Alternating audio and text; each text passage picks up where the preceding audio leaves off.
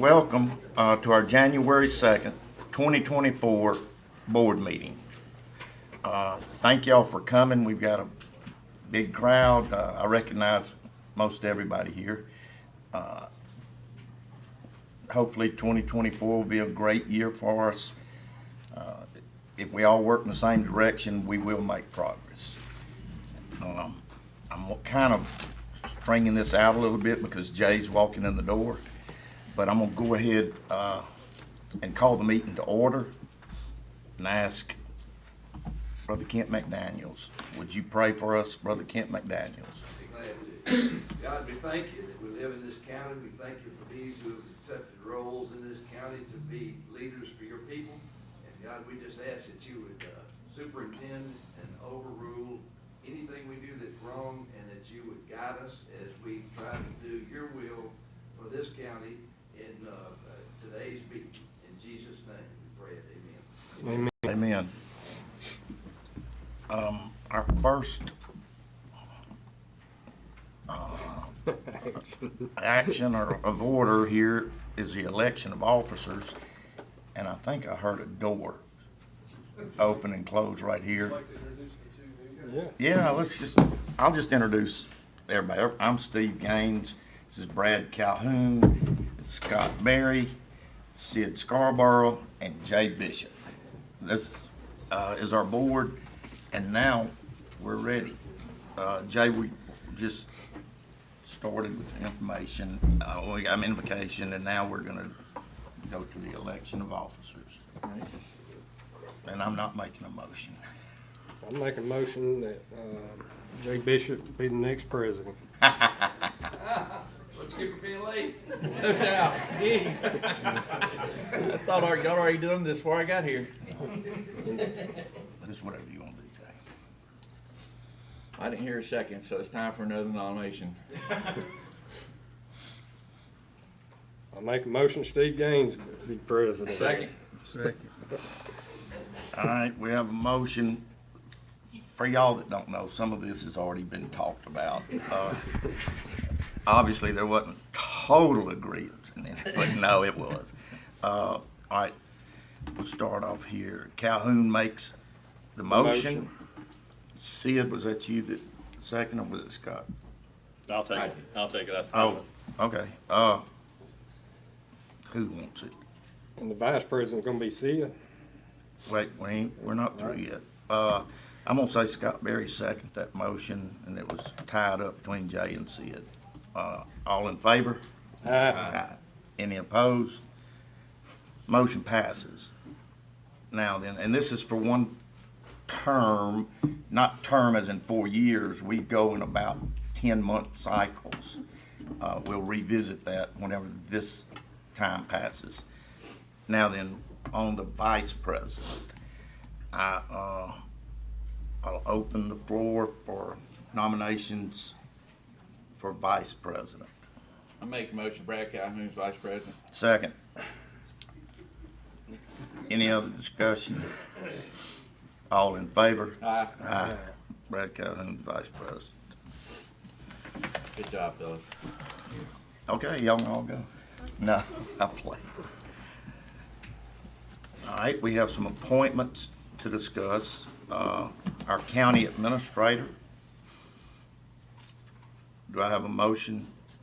I'll make a motion Keith Hicks be the county administrator. Second. All right, I have a motion by Calhoun, a second by Scott Berry. Any other discussion? All in favor? Aye. Motion passes. Keith Hicks. All right, road manager. I'll make a motion. Mike Harrison be our road manager. Second. I made the motion.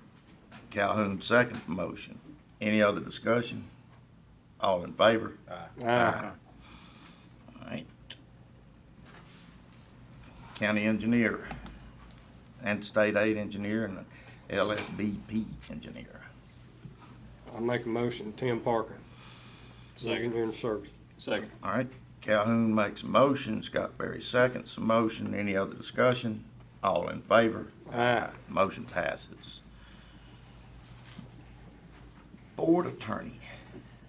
I'll make a motion, Craig Slade be the board attorney. Second.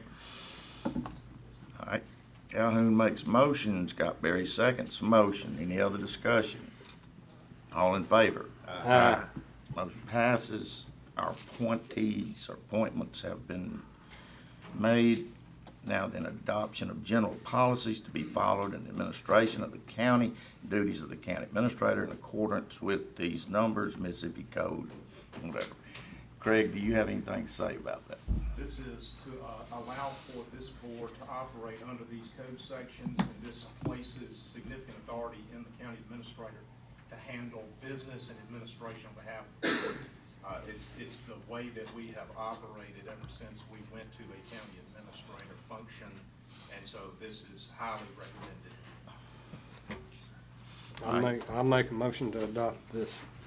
All right, Calhoun makes a motion to adopt it. I second it. Sid seconds it. Any other discussion? All in favor? Aye. Motion passes. All right, we have public comments and recognition. First on the list is Honorable Judge Kent McDaniels, newly appointed youth court judge in Rankin County.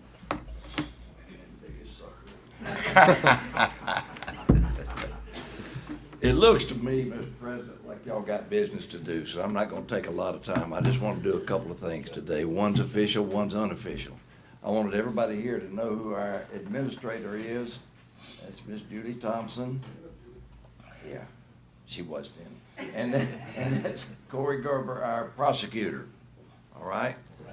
These two keep the bit, of course, they have a deputy who's not here because she took a week off, and I don't blame her. This group really controls what goes on at your youth court. I'm just a figurehead. I mean, I do have to do certain things, but nothing that involves heavy lifting. So I just wanted you to know who the real folks are there who get the business done. And we're just excited about what's going on.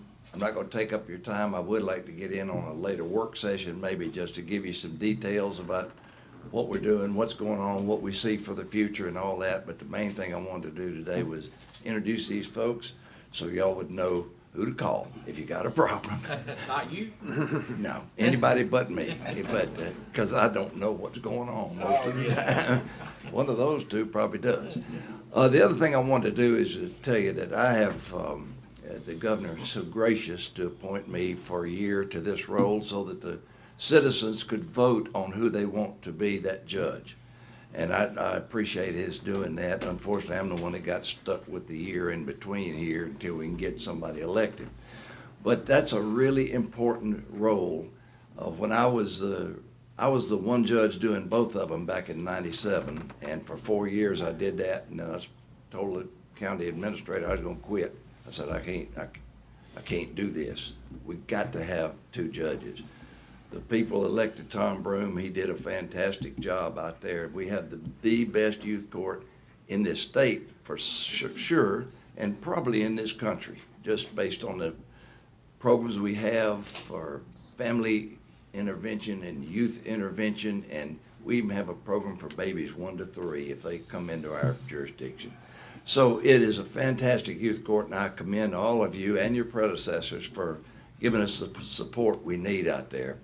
But I told the governor I was not going to come out of retirement to do this job because I've enjoyed getting those mailbox money checks from PERS. And so I told him I would serve, though, if I could continue in that. And I found out from the staff here that, sure enough, there's a provision in statute says if I'm willing to work for 25% of my money, then I can do it. And so now you think I'm even stupider than I was. But that's what I plan to do, and with God's help, we'll get through this year, and we'll be praying that the citizens elect another good judge to be our youth court judge. And when we come back in a work session or something, I'll give you a little more detail than you care to have, especially today. But that's why I wanted to be here, to ask for your approval to let me work and keep my retirement and work for a piddling sum, all right? We appreciate everything you do for the county. Well, thank you. This county's my home. I love it. So anything else I need to do officially? Just for you you guys, on the consent agenda, you have an acknowledgement that Judge McDaniel has been appointed in this role. And so internally, we'll make sure that AOC is aware that that's going to be the arrangement so that we don't mess up Judge Mack's PERS eligibility. So we'll get that all situated. But on your consent agenda, when you adopt your consent agenda, you will officially acknowledge that Judge Mack has been appointed by the governor in that role. All right.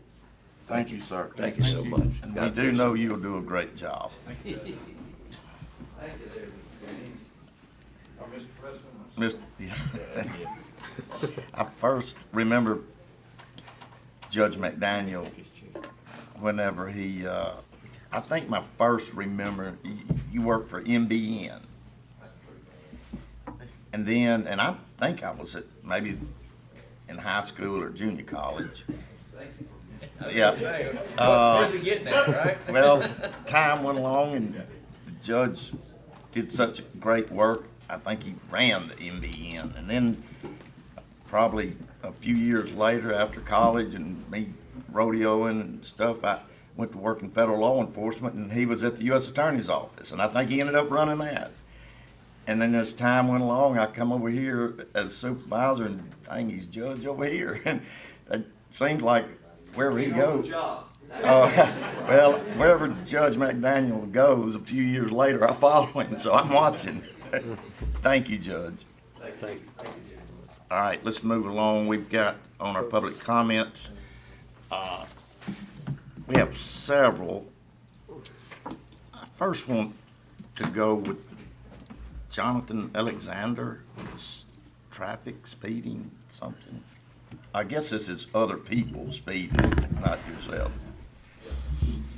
Good morning. Morning. I'm Jonathan Alexander. I live at 818 River Chase Drive, so I'm here for the same reason the second person on your list is here for.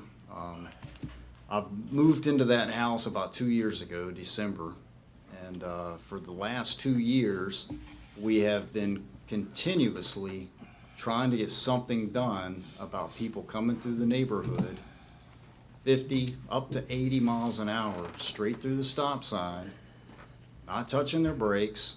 I've gotten nowhere. I've tried to go through the HOA. I've come to you guys. I've talked to the road department. I've talked to Rankin County Sheriff's Department, who on their best day threatened to take me to jail if I didn't shut up on my front porch talking about it. As you know, the other day, a car came around a curve about 80 miles an hour, rolled over about 6 house lengths down the street, digging into the pavement, flipped over a few times, and if not for an old wrought iron mailbox heavily cemented in the next door neighbor's yard of my next door neighbor, it would have come through the front of her house. I've been telling people for 2 years, if we don't do something about this, somebody's gonna get hurt or killed. Well, 3 little girls got hurt. My neighbor probably could have gotten killed.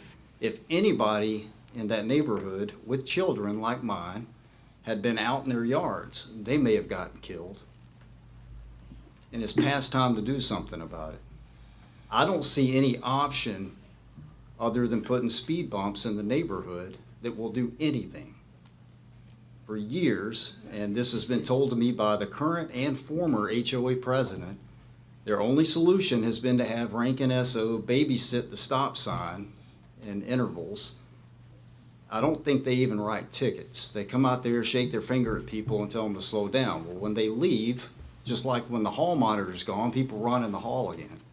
That's not an answer. It's not a good use of our resources to have somebody paid to sit out here and babysit a stop sign.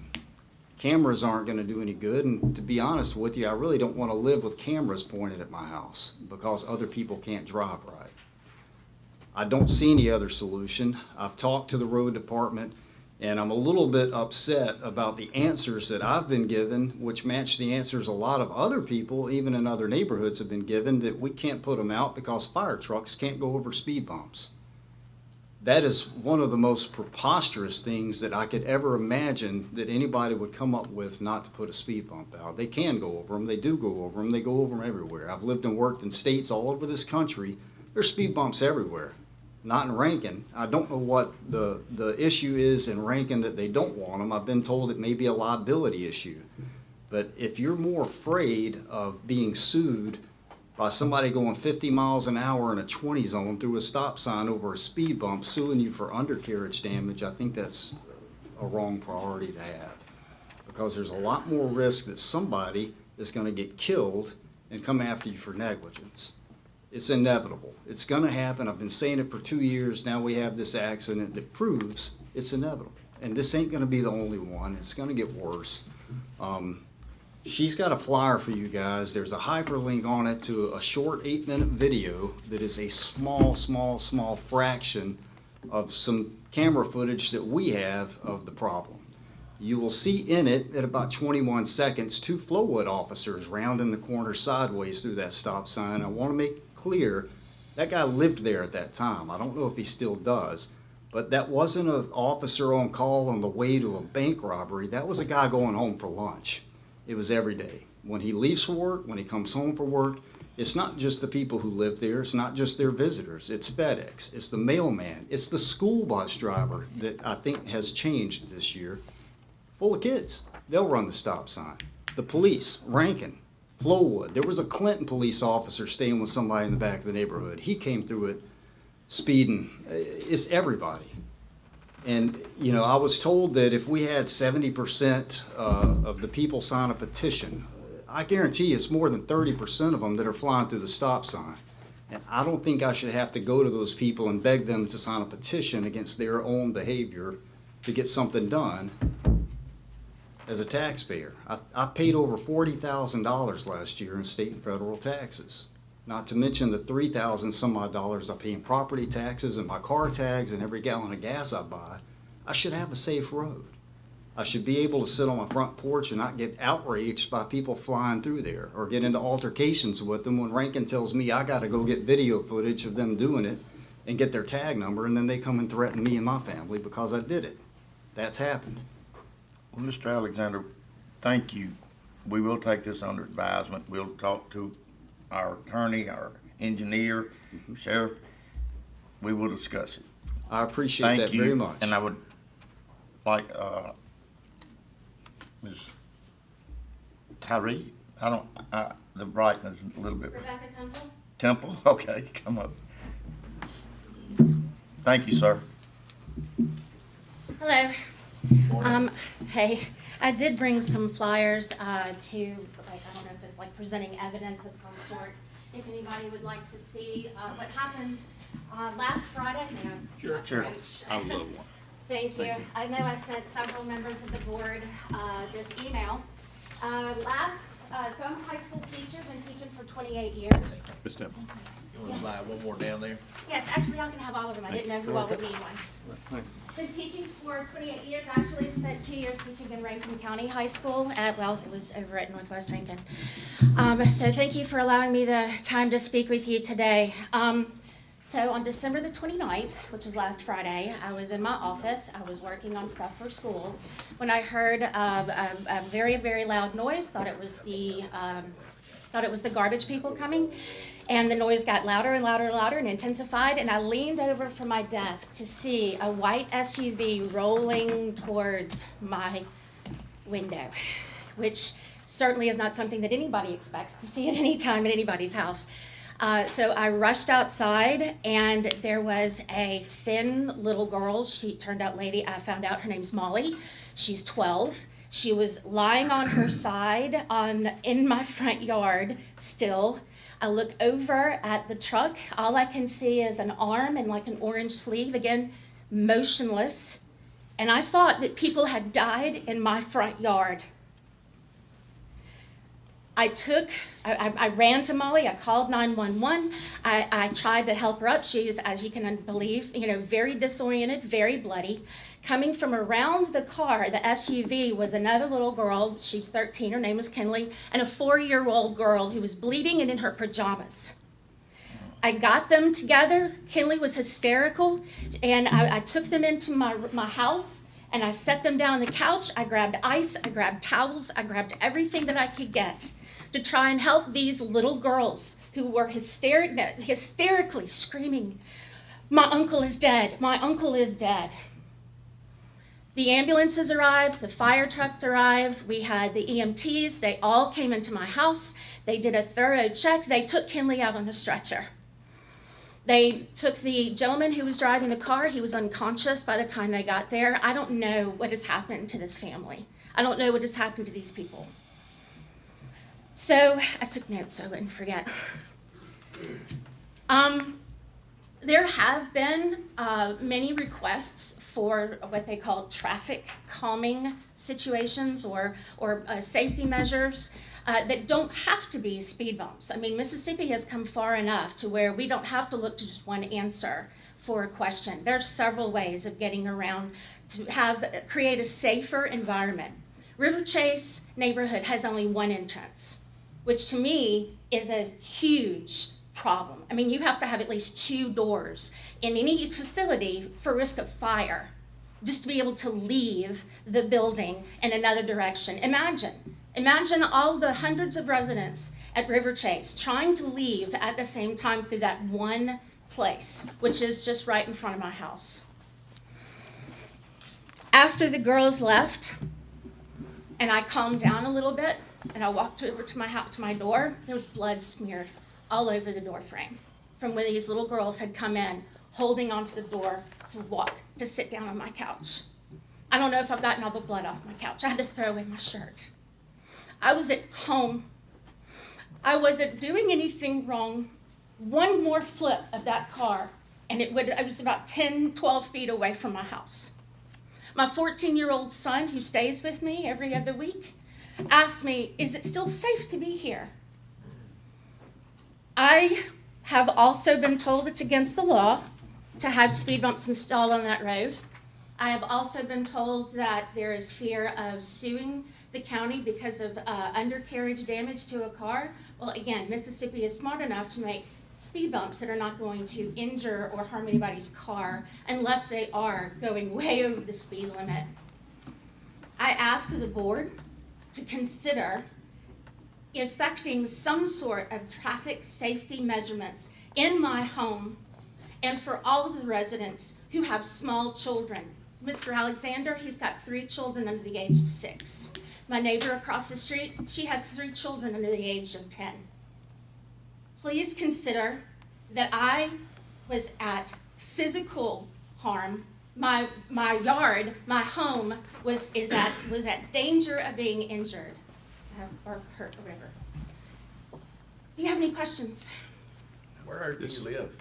I live on 826 River Chase Drive. How many homes in that river chase? A bunch of. Couple hundred, that's 826. Just wild guess, but yeah. I spoke with the president of our HOA, and he happened to be outside that day and saw the car. It wasn't a resident, it was someone coming into the neighborhood to pick up a resident and leave. But the little girl who got thrown out of my car and was lying on the ground still lives in our neighborhood. Craig, give us little options on what legally can be done. This is way bigger than we can solve this morning, but let Craig, So, gentlemen, because it's countywide. I mean, it's correct. happened in one place, but we have correct. issues. All over. correct. And go ahead. So what we're talking about here is activity that would be subject to this board's oversight, management, eventually maintenance, that is conducted within the public right-of-way of our roads. That's, the request that's being made is for traffic calming devices. It runs the gamut from typical standard speed bump type of apparatus to traffic tables to other types of calming devices. And so what your current policy as a board is that if it's to be installed inside of the public right-of-way, if that's the request that's being made and it's a public road, we do not allow traffic calming devices for multiple reasons. Some have been mentioned. The first and foremost is that it impedes public safety. And while there is obviously an opinion that's been presented that it won't affect first response. We know that it does. It's a significant impact to being able to get from point A to point B on a public road to deal with an emergency response situation, whether that be a fire or a medical call or a law enforcement call. Our policy is we want those emergency responders to get from where they are to where the problem is as fast as they can, and in as safe a way as they can. And installing traffic calming devices and speed bumps and speed humps is going to slow down emergency response. So just as a matter of policy, we kind of have to have a broad brush perspective. It's hard to look at individual situations and make that applicable to that particular situation and still be in a position to say no to virtually every other situation which may not have the same dynamics in play. And so we have to have a standing policy that we follow, and it's applicable across the board to every public road that we have, okay? Let me ask you this, Craig, I mean, if River Chase wanted to be a private subdivision, yes. to gate the entrance, Yes. they could do whatever they want to their roads. Precisely, and that's why the emphasis is on public roads, right? This board takes jurisdiction over public roads, not private roads. So any subdivision in Rankin County, that's in unincorporated Rankin County, any subdivision, has the ability to take their roads that serve their subdivision private.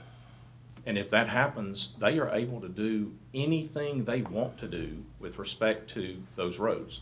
Traffic calming devices, stop signs, obviously that would all be at the private residence's expense to do that, along with the maintenance of the road.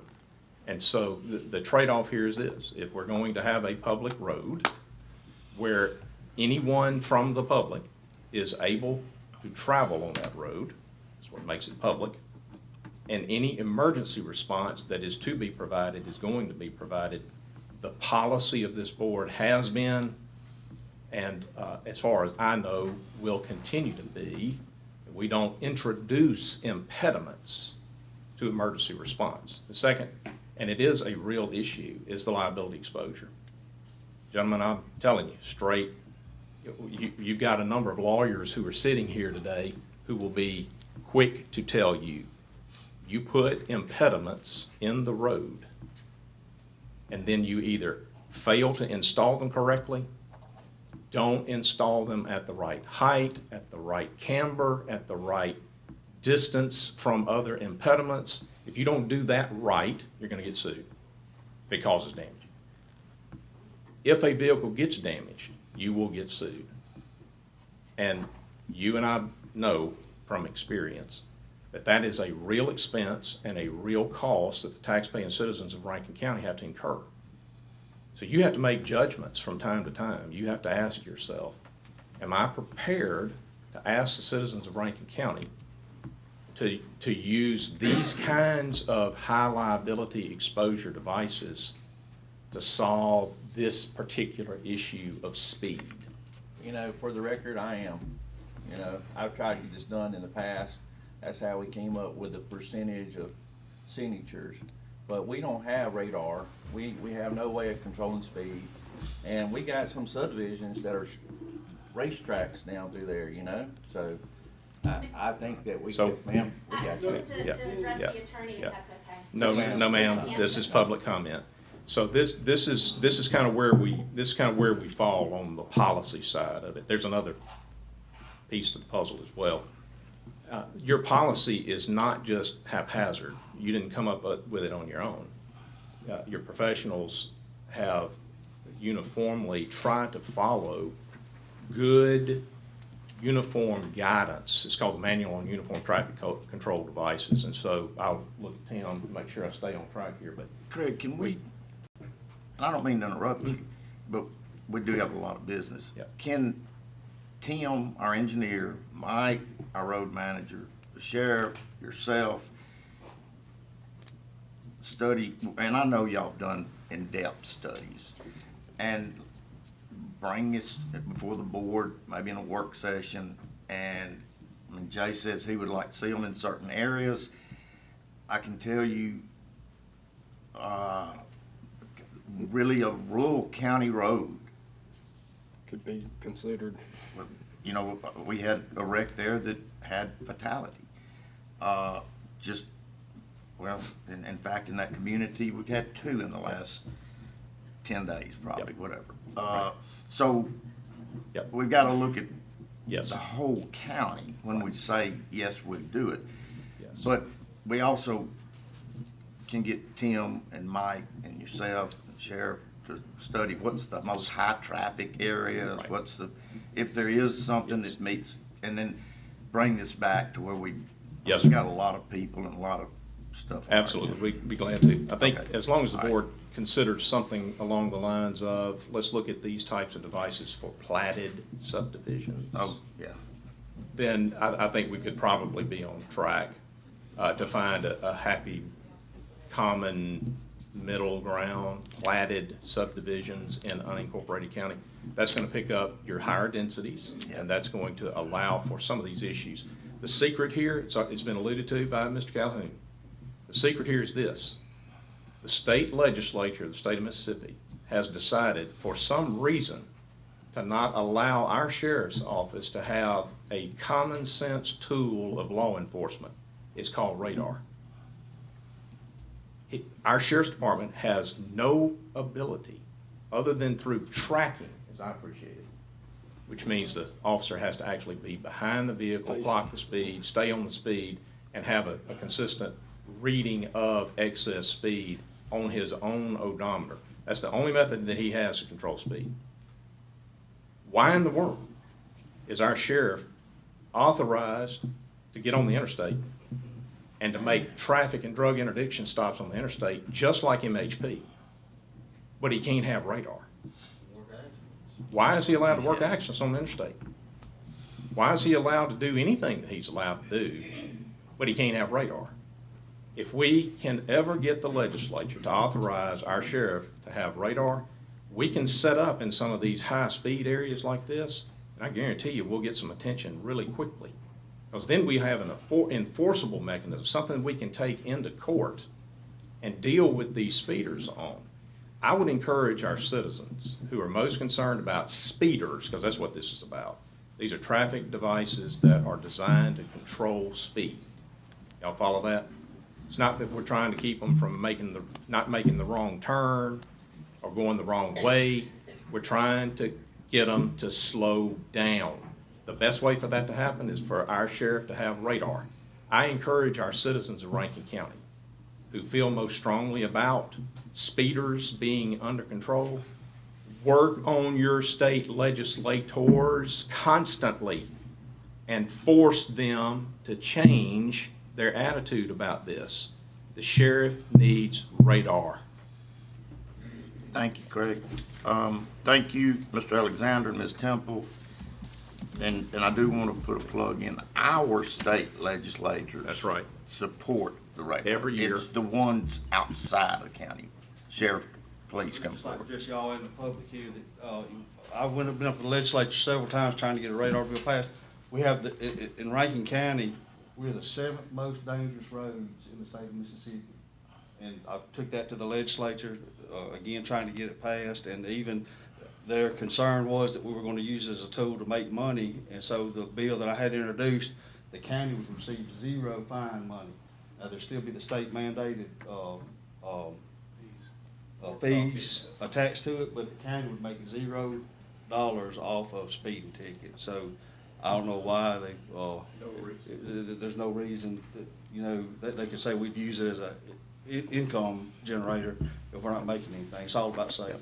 Sheriff, we've Thank you, even Sheriff. tried to get it applicable only to Rankin County. Yes. So that these other small jurisdictions around here that have problems with it for whatever reason, they don't like the way their sheriff does things.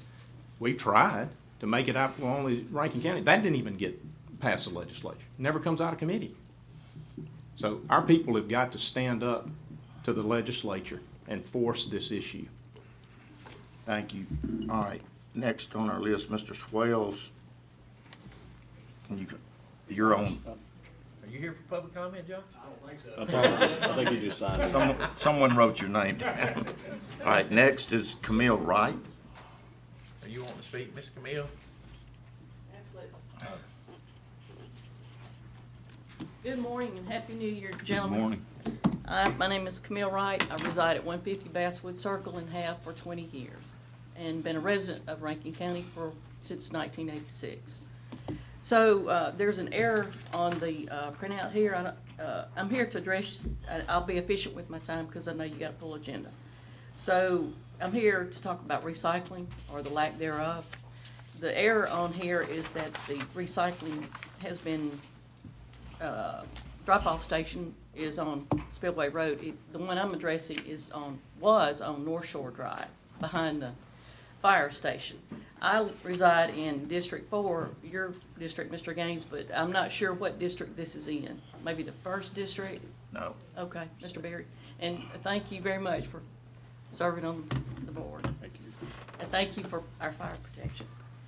So anyway, so as you know, the county has chosen to close that drop-off station for recycling. And I understand the reasons why, because the public's nasty. They put stuff that's just garbage, dead deer and all that kind of stuff, and the public's just unenlightened, I guess.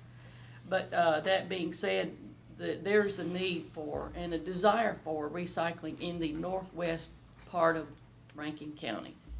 And I understand the challenges that you've had.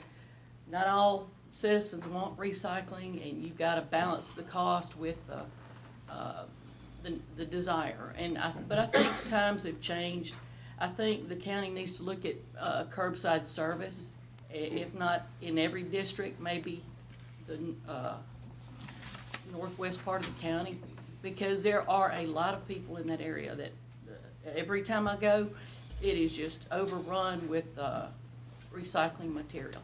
So the demand is there, and I as a tax-paying citizen, I would happily pay a fee for this just to have the service, for curbside service, or however the city deems it most cost efficient. It's my understanding that in years past, Waste Management gets paid for every drop-off they take to the dump. Is that still the case? Is that how the contract's written? Not sure how we handle the recycling. It's 5 ton. They don't take the recycling to the dump, they take it to somewhere down in Minden Hall. No. I think it ultimately ends up in Little Rock, Arkansas. So, yeah, it ends up in Little Rock. So, It goes to Arkansas from here. It's a major ordeal. yeah, For Waste Management to have to deal with it. It's virtually every load is not recyclable because there is non-recyclable material They contaminate. placed into the recyclable material, and it contaminates the entire load. So it's a Herculean effort that they have to go through to justify it. But the process is, it ultimately ends up in, if it is in fact recyclable, it ends up in Little Rock, Arkansas. So we pay Waste Management to handle that. Okay. well, certainly there must be, other municipalities do it, and I know we're talking about the county here, but there are other areas. Ridgeland does it. Whitman County has a big recycling program. So there must be, I know we got challenges and the public is gonna be the public, but there must be something that the county can do. The board's plan is have everything at one center location on Marquette Road with somebody there manning that station. So it will be done the right way. You got to have someone there to oversee it, unless HOA or something, y'all wanna have something in at the clubhouse, y'all can man that right there. But somebody's got to be there at that site, or you just gonna have stuff that's, I forgot to put my garbage out, we're gonna bring it up here because we may know it'll be cleaned up. And I mean, it's not fair for the other residents around there to have to look at trash or carcasses or whatever at a recycling facility. And I mean, I think we even got some pictures of some of the places being recycled. Well, Rankin County is a big county, and if somebody from South Rankin County wants to come, they're probably coming 25 or I 30 know. miles Yeah. I mean, it's counterproductive. So, and then I have to go 11 miles to Marquette Road, and did just the other day. It's not, I don't think that's the solution, really. You know, maybe, you could have, you know, and it's smaller drop-off stations at businesses or something, I don't know. But there's gotta be, more than just one, option here. You know, we have a huge waste stream. We've become a very populated county in Rankin County, and it's a quality of life issue. You know, we have these businesses out in the county. We've got a problem, Shell Station, and I know y'all all know about it. There on 25, there's always trash around that station. We complained and complained. So it's not just recycling, it's just trash. Mississippi Scott, is that's the in your most, district. has 30% higher litter rate than any other state in the nation. I know. We pick up garbage every day on the It's road, pitiful. every day. The public is nasty. I know. All right, So I know I'm speaking to the choir here, but, you know, please consider something, you know, even if it's a pilot program. You know, we would be happy to engage in something like that. It's kinda like the speed bump, you know, maybe you need to do a pilot project somewhere. You know, cause I'm all supportive of it. Just FYI, we have the same problem in our neighborhood, okay? Can we see some pictures of what we have to deal with? This is the compactor at Spillway Road, by the fire station, the community center. This is what it should look like, Mhm. and this is what we deal with. And do you know why?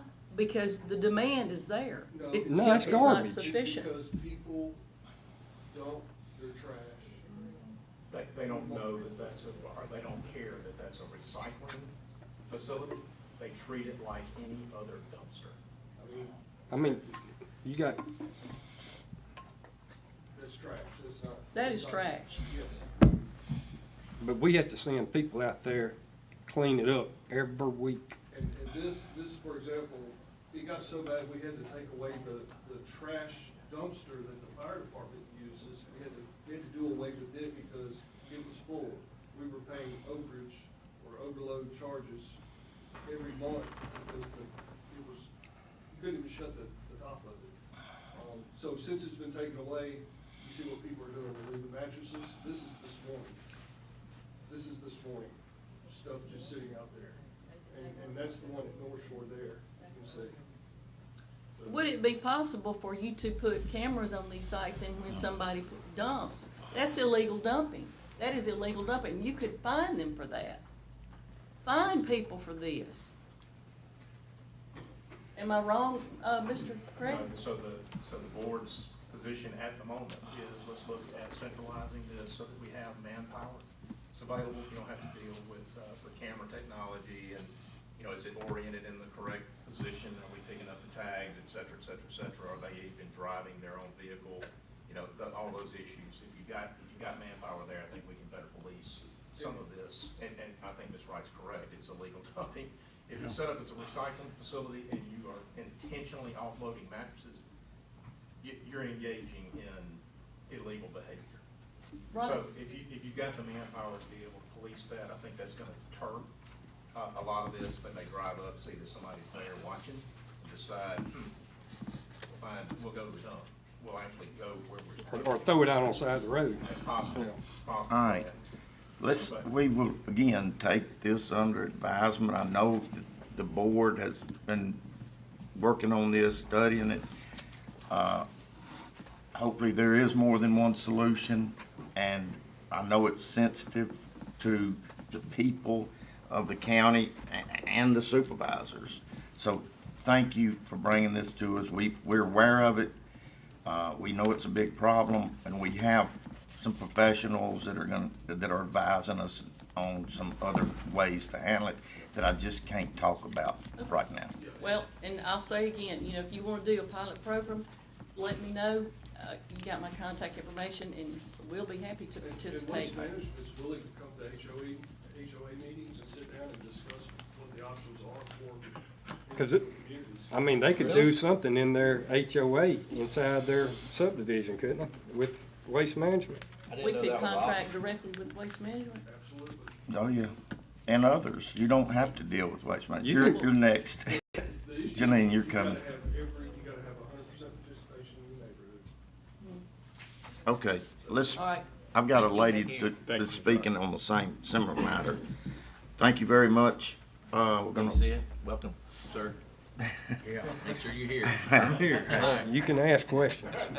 I'm all listening. right, Ms. May. I've seen nothing positive. I hear you, man. I hear Happy you. New Year to everybody. Yeah. Happy New Year. We're glad to be here, aren't we? We're gonna praise God that we're still here today, and that 2024 is gonna be a positive year. I'm Janine May with Keep the Reservoir Beautiful, Director since 2007. I'm also Janine May of Forest Point, PRV property. So I wear two sides to Janine May. One day I'm PRV working on stuff, and the next day in my neighborhood I'm working with Keep the Reservoir Beautiful. Ms. Wright, I'll be glad to sit down and visit with y'all. I am dedicated, a retiree, USDA Natural Resources. Mr. Gaines used to see me in the federal building. I am a conservationist, not a preservationist. I believe in the wise use of natural resources, and I believe God has given us everything we have, and we're challenged to be good stewards. And I can say what I want to because I'm not a federal employee anymore. There is another group that recycles in Rankin County.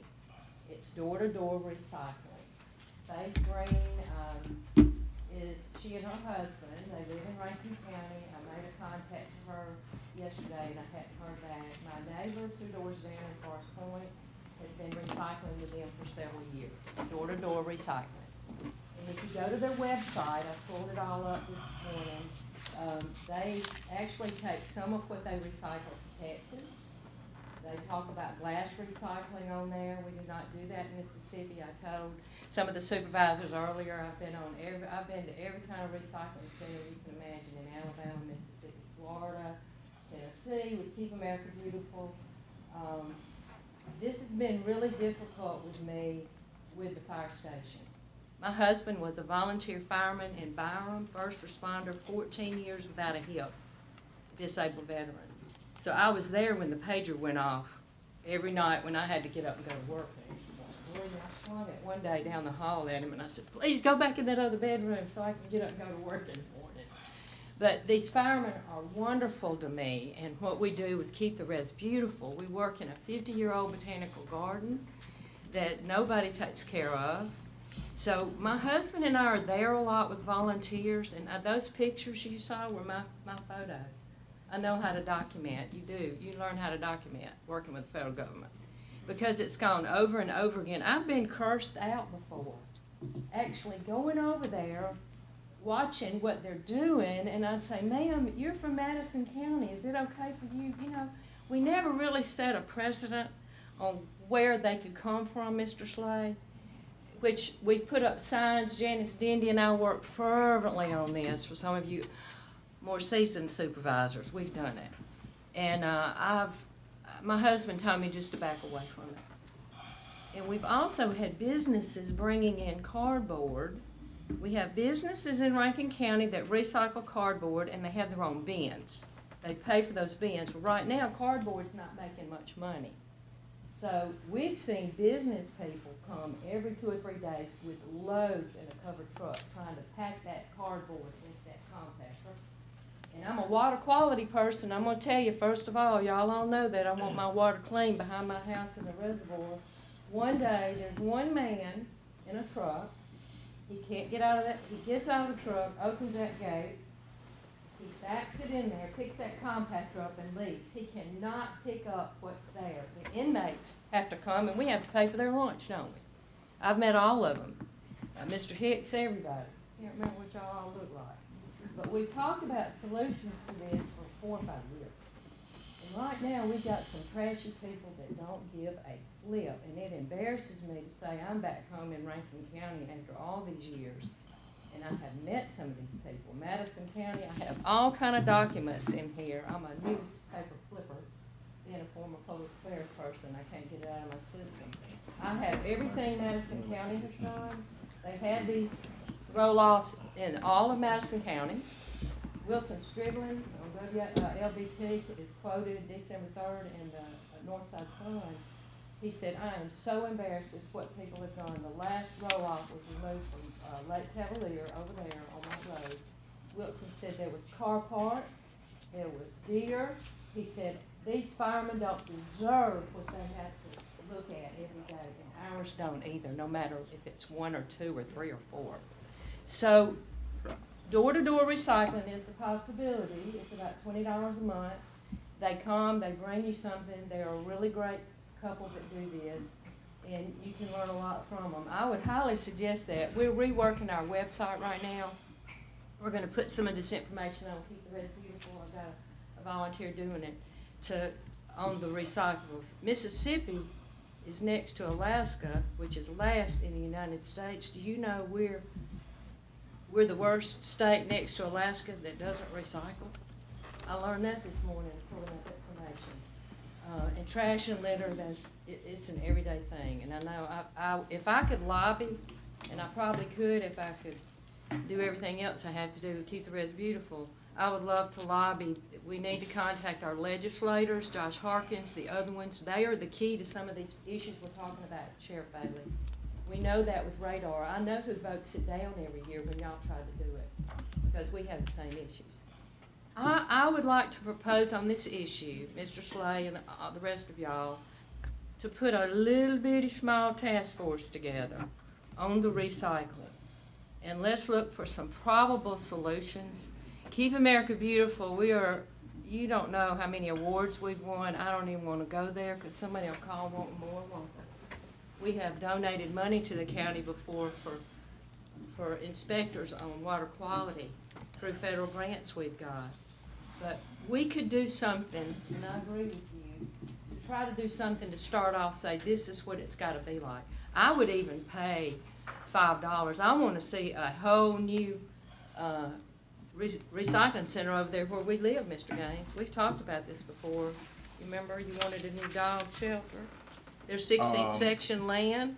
Some of our I think that was firemen and Jay I that have was wanting looked the at dog 16th shelter. section land. Consider this down the road. We've got people coming from Scott County right now that have been recycled. Because somebody put it in the Rankin County News. The second recycling center is located behind Reservoir One Fire Station. Here it came. And then they've been seeing tags from Scott County recycling. So we need to be a little clear about what we do. We need enforcement, and it can be done. And thank y'all for what you do. Yes, ma'am. And I'm willing to work. Keep the Reds Beautiful. Our board's willing to work with y'all, whatever we can do. Thank you, Thank you. ma'am. Thank you. And we will continue to study this recycling business, and we have, I guess, an informal task force. We may make it more formal in this next part of this, next quarter. Let's try to work on that, and let's try to work on our legislatures and other means of speed control. Thank y'all who have brought these items to us, and it is important to us. So don't think that you came over here and wasted your time today.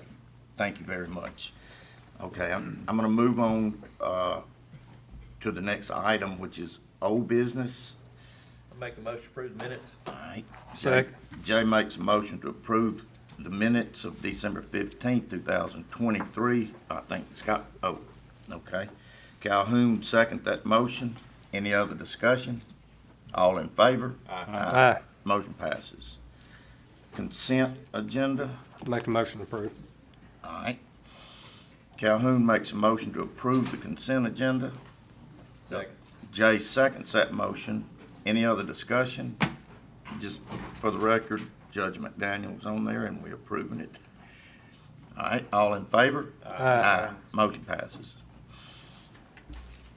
All right, Stacy, you are next. Newly Our new, elected. well, I Newly didn't elected. introduce our new tax assessor. There we go. Good morning, gentlemen. Good Happy morning. New Year. Same to you. Is it okay with y'all if I don't read this entire paragraph and just read It what we're is, trying and to accomplish here? For anyone that is I'm in happy to read the audience, whole no, thing. The agenda is available and you can read it later. I guess if you're watching, maybe you can go online and get a copy. So you're opening up a new office? Yes, we're just asking for authority for the assessor's office to utilize space within the existing tax collector's office there in Flowood to open a Flowood branch of the assessor's office. What about the one down in Richland? That one, we are not staffing at this point. We may do that at a later date, but that one has closed as of December 31st. Okay, all right. How many people will be at the one in Flowood? For now, one, but that could also change in the Okay. future. So are we gonna have a separate line over there? 'Cause I went Friday to go pay my car tag, and that line was out the door. So I would think if they're gonna have to wait in line for assessors, they're gonna be upset. Well, so we have signage down the wall to show that one side of that line is designated for the assessor's office. Okay. That area is pretty wide, and so they can come in and kind of That's enough snake room around. for sure, yeah. Yeah, and so for those of you that have not been over there, there's a half wall that they put in, a half gate there, and so they can just go in, and there are 2 desks set up back there for them to have a seat. So you're set up, ready to go Yes, there? we No have- remodeling or? I make a motion to approve. Jay makes a motion to approve. Second. Scott Berry seconds that motion. Any other discussion? All in favor? Aye. Aye. Motion approved. Thank you, guys, All right, and I know thank you. those citizens on that side will thank you too. Okay, Ms. Herring? Good Good morning. This morning, we need to award the bids that were open for the unit system in December. Y'all have it attached to your packet, the award recommendations. I guess we can take them all in one. Mr. Slay? You certainly can. These are your commodity Mm-hmm. and your bridge components, bridge installation. This is our standard commodity list. So, Bridget, do you want me to know anything about our interlocals and that type of thing? That's up to you. And I can list, it would take forever to read all of them out. That's your option on that also. You got your documentation there. So who won the bridge? Hemp Hill is gonna be our bridge component and bridge installation supplier. Was there a second? Yes. Key Like will be last the- time, Keys. Key, do we ever split any of that work out, or we just discussed it? Well, if Enfield couldn't do it, Keys We was did the second not? option. Okay. There will be more crews. In the bid specs this time, they did write that they had to have more than one crew in that, Okay, all right. so they can mobilize. But we do have alternates on all of our bids. I think the only one that didn't was soil stabilization. We had one bid. I do want to say that as it relates to the bridge piece of this, and you guys should have a heightened sensitivity because we've got so many ARPA projects that do include bridge work, that it wasn't close. Hemp Hill got bid by a wide margin. And so it's unlikely that we're going to fall the key or budget any of this work as we move forward. I don't anticipate that we'll be using our alternate on the bridge piece. So that's just to give you guys a little extra information. The staff has spent a lot of time going over these bids just to make sure we had all of our Ts crossed and our Is dotted here. And it's important because you guys have, and I'm kind of mentioning this especially for Scott and for Sid, so they have a handle on this as well. State law allows our cities to actually piggyback off of the county as it relates to our commodity bid awards, and that keeps the cities from having to have their own bid process on a lot of these commodities like asphalt or bridges or any number of, pipes, piping, stormwater infrastructure, all that stuff. The cities that want to participate in that process are given access to the county bid award, and have to do that by formality.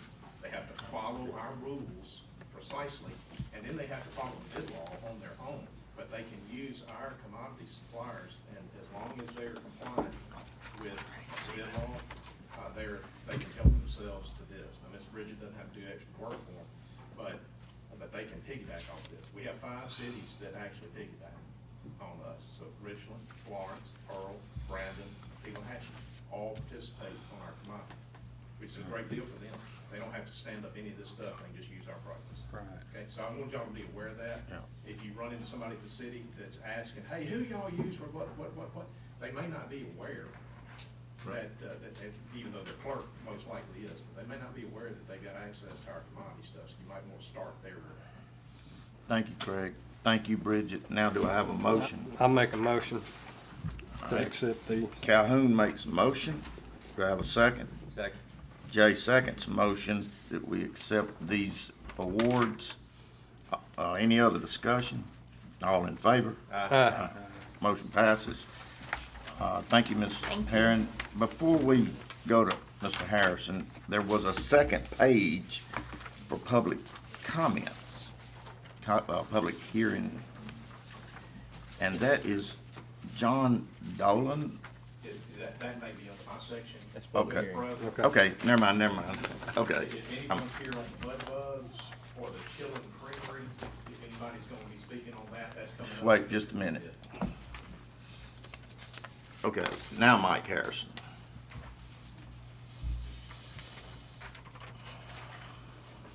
Good morning. Good morning. Road work accomplished for December and road work scheduled for January. Motion. Motion approved. Second. Jay makes a motion. Brad Calhoun seconds that motion. Any other discussion? All in favor? Aye. Motion passes. I'll explain B here in a minute. This will be the authorization of considering determining appropriate weight restrictions and signage on North Shore Causeway, authorizing engineering service to conduct and analyze road conditions recommended regarding vehicle weight limitations on North Shore Causeway. Okay, explain. So I'm thinking 3 months ago, the PRB board decided to lift the weight restrictions on the North Shore Causeway. It's always been 1 ton or less. And where they got the reasoning from, we don't know. It's been posted that all of everybody's life that we can remember. I mean, I've checked back even to the George Bobo days, and I mean, he always remembered it being posted that. I don't know why it was posted that, but for us to lift that, that'd be like a bridge being 5 tons and just go take the sign down. We don't know what determined that. Okay. Nobody's reached out to PRV to say. Well, Michael, they trying to yeah, get they, traffic off of a spillway or something? Somebody over there figured it out, they were like, you know, so, for whatever reason, our board decided to set a weight limit. Even though it's not our road. It's, again, I'm gonna help Scott and Sid kind of get a little feel for what we're talking about here. PRV doesn't have a road department. So all the roads that are on PRV property are Rankin County roads, if they're in Rankin County. So our road department gets to manage, maintain PRV's roads for them. Okay? Now, they don't typically intrude on the road part of it, but every once in a while, in their minutes somewhere, there'll be a reference to something like this. And so on the causeway, the bridge over the causeway, they set a 1 ton limit on it, and nobody knows why they did it, when they did it necessarily. But their legal counsel reached out to me about 2 weeks ago and said, hey, we found this in our minutes. We don't think it's appropriate, and we would like to remove it from our minutes. But before we do that, can y'all please make sure that when we do, it doesn't go to the Wild West, and any tonnage limit that wants to go across it can. So that it really is now being positioned like it should. We get to determine what the tonnage is. Once they move their restriction, we'll set ours in place, but we want to set it at the right number. Right. Okay. Y'all but follow to, me? but to do this now, it's gonna, I mean, it's gonna take some intense study to, I mean, I have to lean on Tim on that part, but it's gonna take some geotech, stuff like that to determine what the weight limit is, or we can just leave it like it is. I say we leave it like it is. I don't know, what type budget would we be looking at for you and Tim's crew to study this? The bridge is the most important part, I would say. What type, how much money would we spend? Probably looking at, and this is off the cuff, Steve, I would say 10 to 15,000 in just geotech work. We've got to determine what structure's there. I don't, not knowing why it was set at 1 ton, I don't know if it's because of how it was constructed originally or why, you know, there's a lot of unknowns there. So you're probably looking at 10 to 15,000 minimum on geotech work, and then any other work that we got to do some research and try to backtrack and Well, can we- probably 100,000. Can we table, I mean, can we take this again, let Scott and y'all talk about this, and for the time that we're in, I mean, for until we make a decision, do not remove the posting of the current weight limit. And then, sir? Isn't that what it's all about? They did take it down, right? Yeah, I'm not sure what. No, they did not take it down. They reached out to, the reason I knew was because they reached out to me and said, hey, we'll take the signs down. We passed the ordinance that we take the signs down. I'm like, y'all don't even own the road no more. So how do you pass an ordinance that you don't maintain a road? And we don't know what's, and I mean, it's a old railroad bed. We don't know how it's constructed. Well, I say leave it like it is. It seems to be working fine the last 20 years. Why would we? I mean, I ain't got no complaints about trucks trying to go across it, you know. The 1 ton limit is pretty light. I mean, if we could look at it without spending a lot of money to make it 2 or 3, I mean, think about a 1 ton pickup. I think the reason they said it at that, Steve, because it was pretty easy to say, all right, this is 1 ton and now we don't have UPS going across Right. it and maybe a little bigger UPS truck going across it. Yeah. Because I mean, when you get in these box delivery trucks, you get into all different sizes and weights. And I think that's probably it's the only thing I can think of why they posted it what it was, because it was just simple, Yeah. cut and dry, 1 ton or less, you know. These And- things don't happen in a vacuum. Right. There's a reason why PRV was approached. There's a reason why they dug something out of their old minutes to try to figure it out. It's because somebody said something to Yeah. PRV. Why is it posted at that weight? And it could be the Postal Service, it could be FedEx, it could be UPS. I don't know who would have reached out to them. Could be a construction contractor that's wanting to run bigger trucks across it. But clearly somebody with an interest. Find out. Yeah, clearly somebody with an interest has asked that 1 ton restriction be removed. So- And before we do that, Yeah. we gotta be sure that we don't allow the Wild West to happen and we tear a bridge up. All right, I'll make a motion that we leave it posted Until we- and Tim and you and Scott can discuss this with Craig's advice. And if it deems necessary to bring it back to us, let's do that. Okay. All right, I make that motion. I'll second that motion. Scott Berry seconds the motion. Any other discussion? All in favor? Aye. Motion passes. Thank you. Thank you, Mike. Mr. Parker, come on down. You know, you've been assigned several things to do in the next. It's a new year, we're ready to roll, Mr. President, we're ready to go. All right, Item A is Arbor Landing Phase 3B. We're recommending approval of the final plat and letter of credit in the amount of $118,750.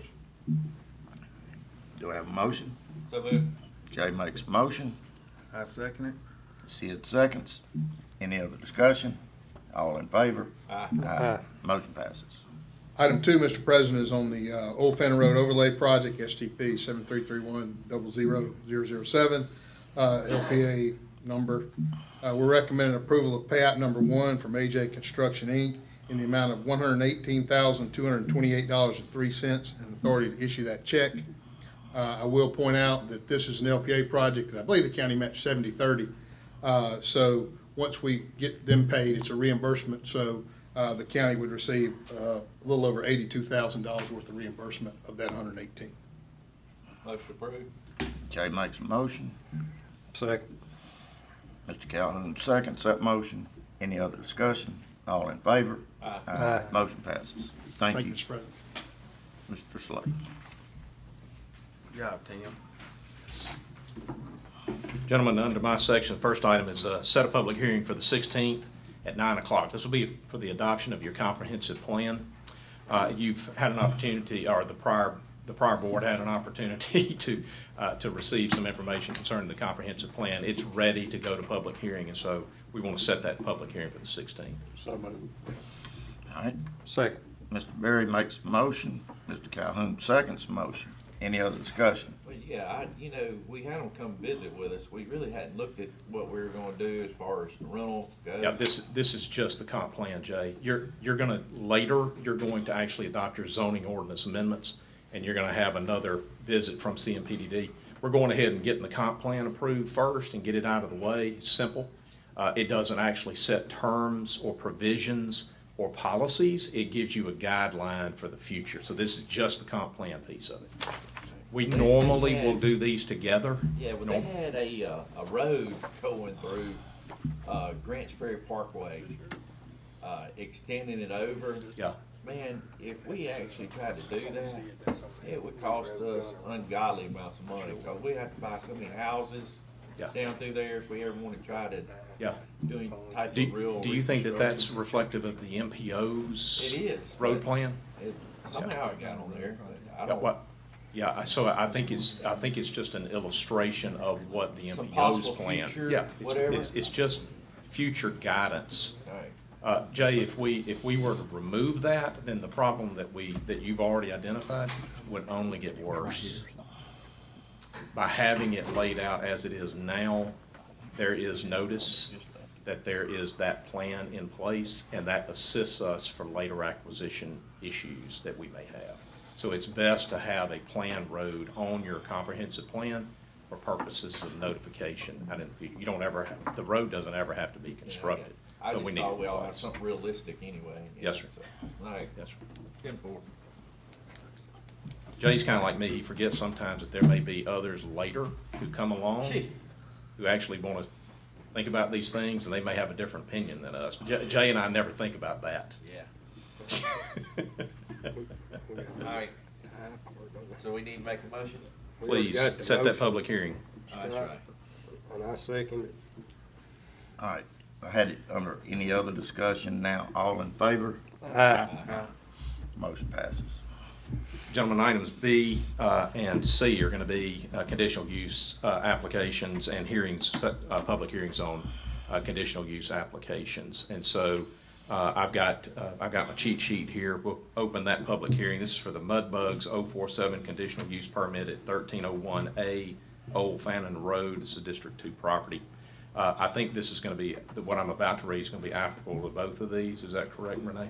Yeah, so I'll just end up reading this twice for you. All right, Matt Coulon, Mudbugs 047, is seeking a conditional use permit to use Suite A of the existing office building at 1301 Old Fannin Road for takeout order pickup at the Mudbugs restaurant. He is also requesting a conditional use permit to operate what's called Chillin' Creamery in Suite B. The two employees, there will be two employees who will make ice cream for distribution to their other two Mudbugs locations.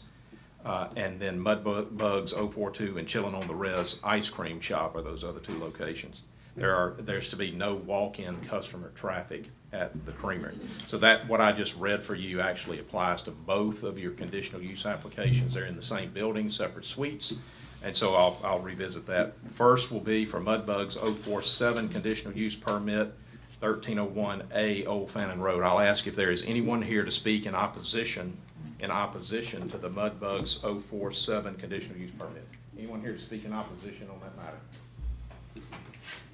Mr. President, I don't see anyone here to speak in opposition on that matter. At this time, it would be appropriate to take action on the Mudbugs 047 conditional use permit. We don't have any staff or any conditions on this one. Okay. All right, do I have a motion? Motion approved. Jay makes a motion to approve. Second. Scott Berry seconds. Any other discussion? All in favor? Aye. Motion passes. Item C, gentlemen, is a public hearing on the Chillin' Creamery. This is the Suite B. I read that for the purposes of the public hearing. I read what the Chillin' Creamery conditional use application is for. That public hearing is open. Is there anyone here to speak in opposition to the Chillin' Creamery conditional use permit application? Anyone here to speak in opposition on that? Mr. President, I don't see anyone here to speak in opposition on that matter. We'll close that public hearing. At this time, it'll be appropriate to take action. There's no staff conditions to be applied here. All right, do I have a motion? Motion approved. Second. Jay Bishop makes a motion. Scott Berry seconds motion. Any other discussion? All in favor? Aye. Motion passes. Item D, Mr. President, under my section is a discussion of and potential action to authorize the renewal and extension of the contract for emergency ALS ambulance service. This is between Rankin County and Pafford Emergency Medical Services, Inc. Be the effective date today, January 2, 2024, through January 1, which will be the last day of that term, 2028. and authority of the board president to execute the agreement. We have had an opportunity to review the agreement. It is virtually identical to the standing agreement that we have in place with our emergency ambulance provider, Pafford. By all accounts that I'm able to get information about, we are satisfied with Pafford's services and have been for quite some time. They've served us now since early 2016. Have done a really good job with response times. I'm not aware of any significant issues that haven't been addressed.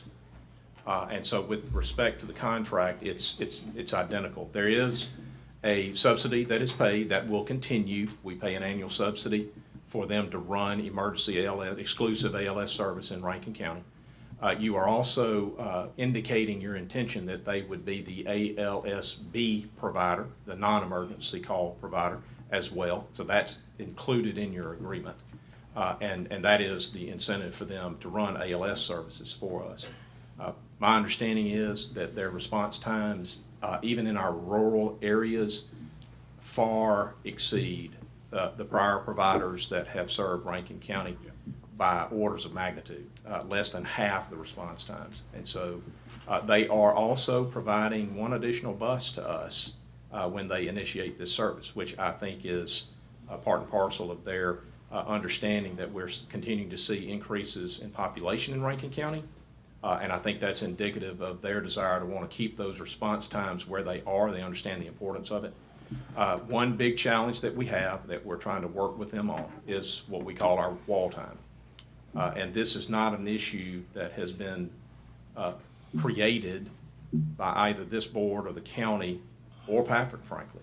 This is an issue, wall time is an issue that is created by virtue of the overload that we see from time to time in patient populations and visits to the emergency room by citizens, okay? Calls and requests to go to the ER. And that coupled with some staffing challenges that our local hospitals have, and by virtue of the medical control law, which forces and mandates that you can only hand off the care of a transported patient to someone who is at the same level of qualification as your paramedic, if it's the paramedic. So this particular agreement, this is the only change in the agreement other than the dates, the effective dates, and that is that Pafford is allowed to run what's called an advanced EMT as opposed to a paramedic when they are experiencing extraordinary call and wait times and wall time and volume, patient volume.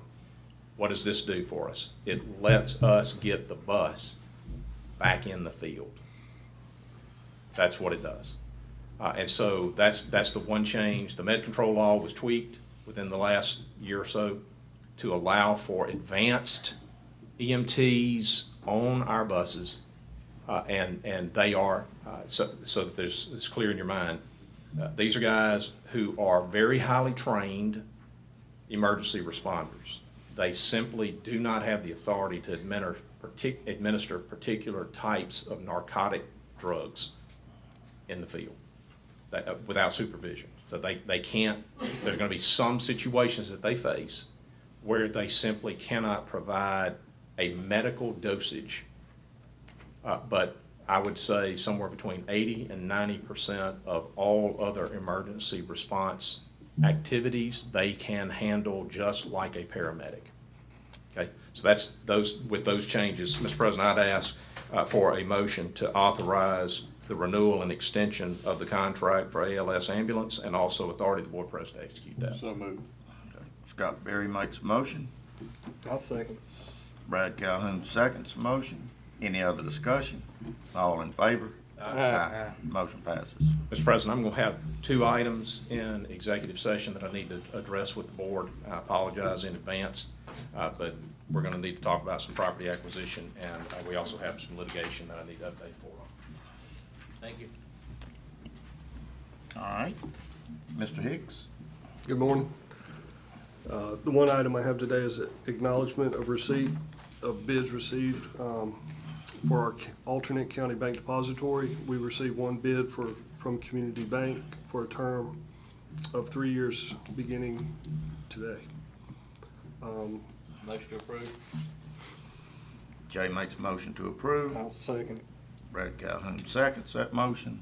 Any other discussion? All in favor? Aye. Motion passes. Additional business, any of us, y'all? I have one item I'd like for us to discuss.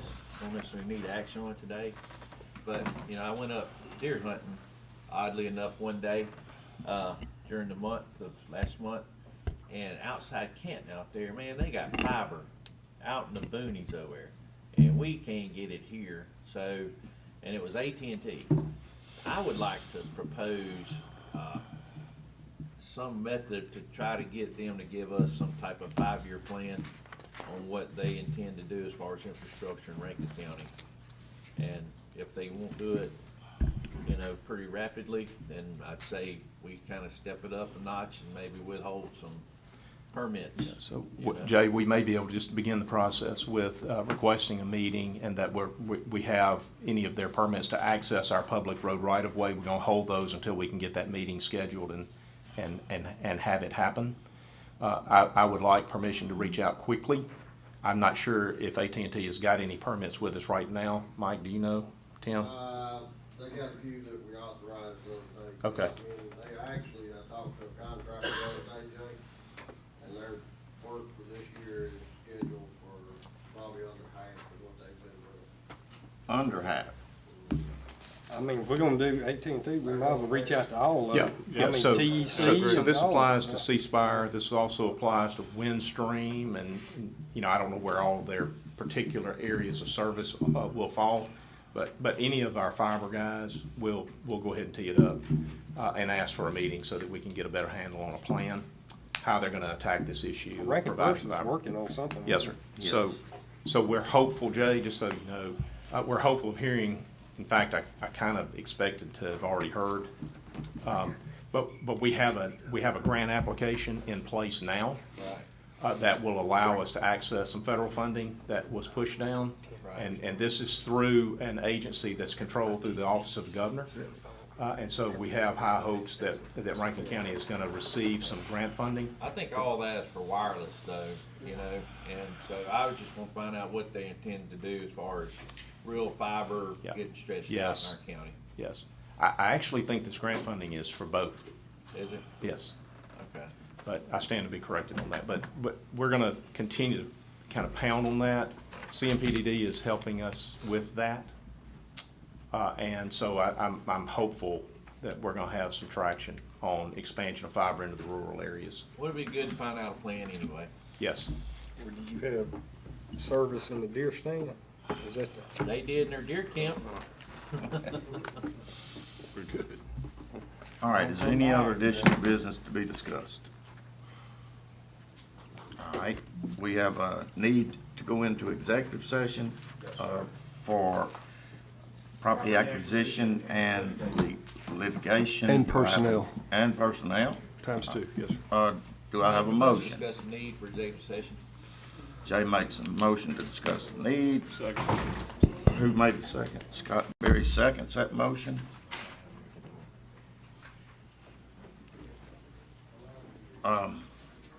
Any other discussion? All in favor? Motion passes.